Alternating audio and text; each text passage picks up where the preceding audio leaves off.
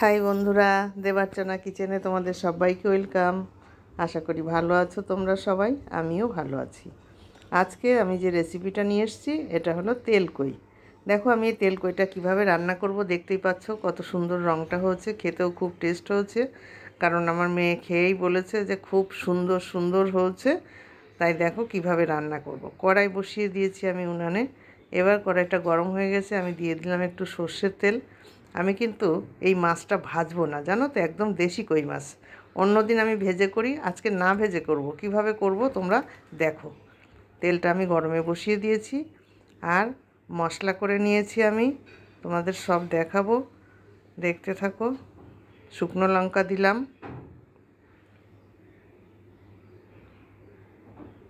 আর দিলাম একটু জিরে।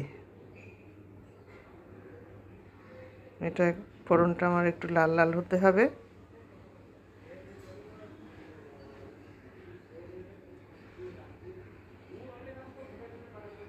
প্রায় হয়ে এসছে আমার ফোড়নটা।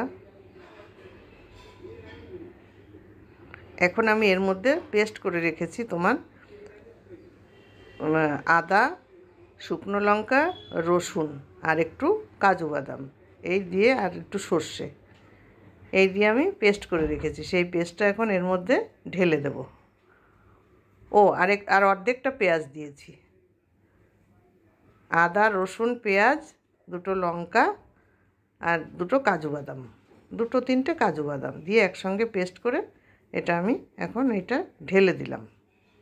ঢেলে দিয়ে ভালো করে এটা কষিয়ে নেব যতক্ষণ না তেল ছাড়বে। আর দিয়ে দিচ্ছি আলাদা করে একটু সামান্য আদা বাটা, কারণ ওখানে আমি খুব অল্প স্লাইড দিয়েছিলাম, না দেওয়ার মতন।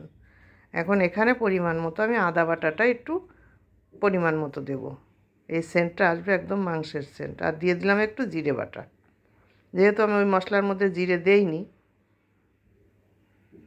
দিয়ে আর দিচ্ছি একটু লঙ্কার গুঁড়ো।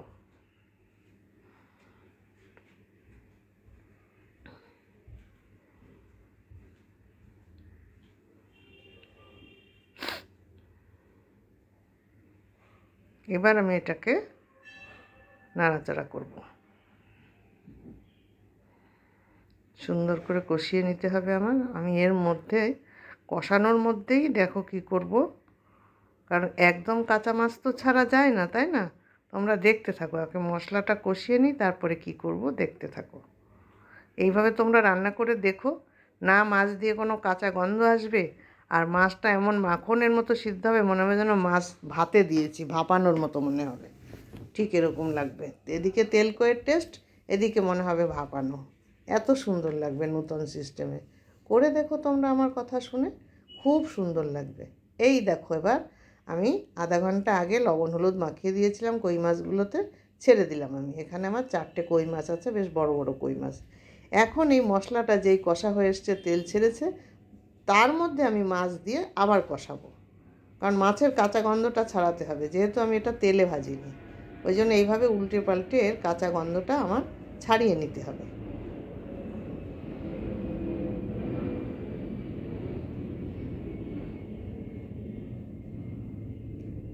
রঙটা কিন্তু বেশ সুন্দর লাগছে।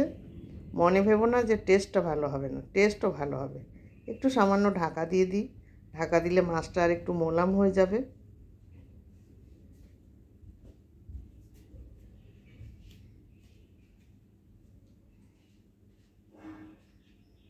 2-3 মিনিট আমি এইভাবে একটু ঢাকা দিয়ে রাখবো। ঢাকা দিয়ে এখন আমি খুলে দেখাবো তোমাদের। দেখো খুলেছি, মাছে কিন্তু আমি এখনও জল টল কিচ্ছু দেইনি। কি সুন্দর আমার মাছটা কষা হয়ে যাচ্ছে। মাছটা আমার প্রায় সিদ্ধ হয়েই এসছে কত সুন্দরভাবে মশলার সঙ্গে, এতে আরও বেশি টেস্ট হয় মাছে।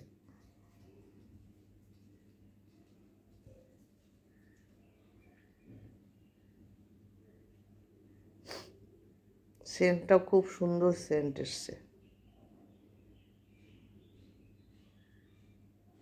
এখন আমি দিয়ে দিচ্ছি পরিমাণ মতো লবণ।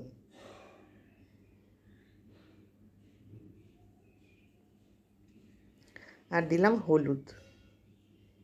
হলুদটা পরিমাণ মতো তোমরা দেবে, যেটুকু লাগবে। রং ভালো হবে, এদিকে হলুদের গন্ধ বেরোবে না, সেইভাবে দেবে যার যার আন্দাজ মতো। নুন, হলুদ, লঙ্কা এটা যার যার আন্দাজ মতো তোমরা দেবে।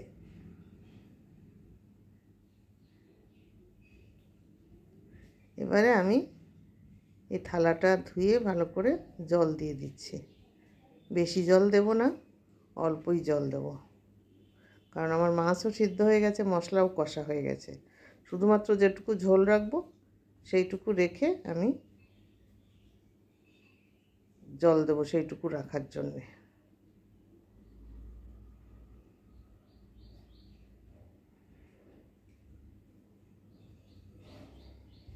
আবার ঢাকা দিয়ে দিলাম, 3-4 মিনিট থাকবে।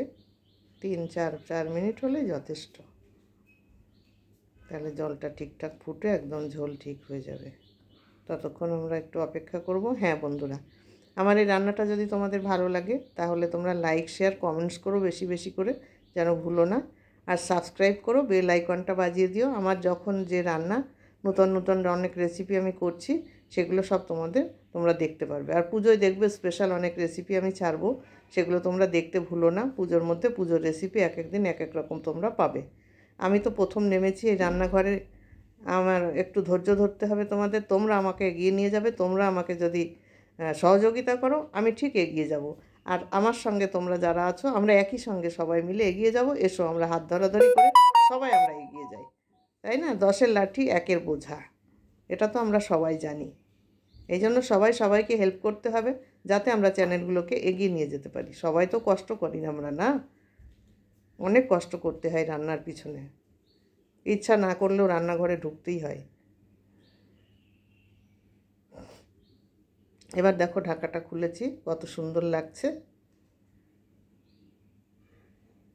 দেখতেই পাচ্ছ। ঝোলটা আমি যতটা রাখবো ততটা রাখলেই হবে। এর মধ্যে আমি একটু ঘি দেব নামানোর আগে।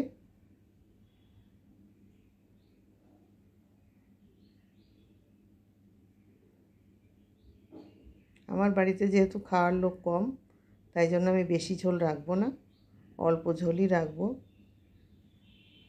দেখো একটু ঘি দিয়ে আমি নামিয়ে দিয়েছি। রঙটা কত সুন্দর হয়েছে দেখতেই পাচ্ছ। তাহলে এইভাবে তোমরা রান্না করে খেও। আমার সোনা বলেছে, সোনা খেতে কেমন হয়েছে মাছটা বলে দাও তো বন্ধুদের। খুব সুন্দর, টেস্টটা কেমন হয়েছিল? দারুণ। দেখেছো, আমার সোনা বলে দিল। তাহলে টাটা।